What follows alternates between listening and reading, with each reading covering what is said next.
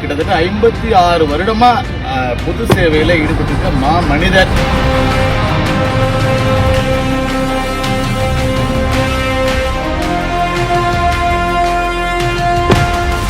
திடீர்னு ஒரு வேலையா போயிட்டு இருக்கும் போது கீரனூர்ல ஒரு டீ ஷாப்ல ஐயா நின்றுகிட்டு இருந்தாரு.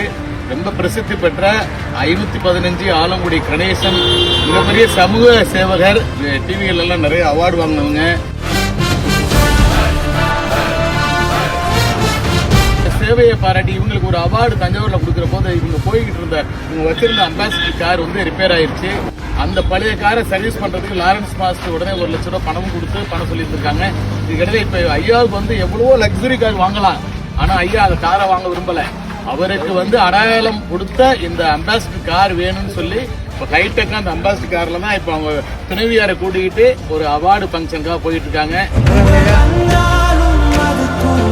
தனது உயிர் உள்ளவரை சேவை செய்வேன் என தனது வாழ்வை அர்ப்பணித்துக் கொண்டு இலவச ஆம்புலன்ஸ் ஊர்தி சேவையை அம்பாசிடர் கார் மூலமாக நீண்ட காலமாக செய்து வரும் சமூக சேவகர் கணேசன். டீ கடையில் சமூக ஆர்வலருடன் ஒரு சந்திப்பு. உங்களை பார்த்ததுல ரொம்ப ரொம்ப சந்தோஷம் ஐயா. உங்களுடைய வழிகாட்டுதல் படிதான் நாங்களும் இந்த பணிகளில் இறங்கியிருக்கிறோம். ரொம்ப மகிழ்ச்சி. தொடர்ந்து செய்யுங்க. ஆண்டவன் அருள் உங்களுக்கு எப்போதுமே இந்த ஆரோக்கியத்தை கொடுக்கணுங்கிறத இதை ரொம்ப கேட்டுக்கிறோம்.